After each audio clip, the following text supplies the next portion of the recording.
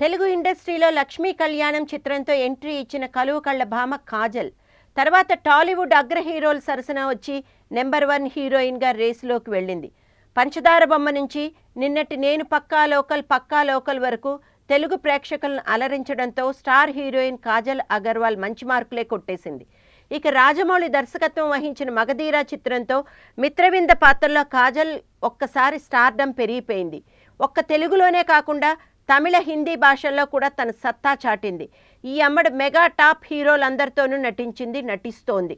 రామ్ చరణ్, అల్లు అర్జున్, పవన్ కళ్యాణ్ తాజాగా ఖైదీ నెంబర్ 150 చిత్రంతో మెగాస్టార్ చిరంజీవి సరసన కూడా నటిస్తోంది.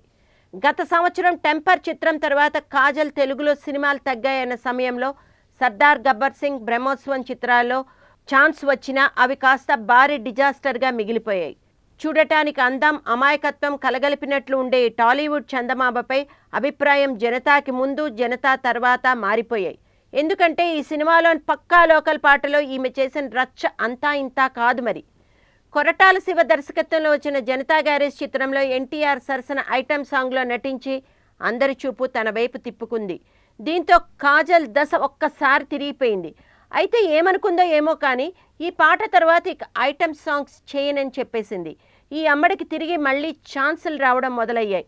అంతేకాదు, సంక్రాంతికి లేదా సమ్మర్ సీజన్లో మెగాస్టార్ చిరంజీవి ఖైదీ నెంబర్ 150 చిత్రం కనుక సూపర్ హిట్ అయితే కాజల్ పొజిషన్ పూర్తిగా మారినట్లే.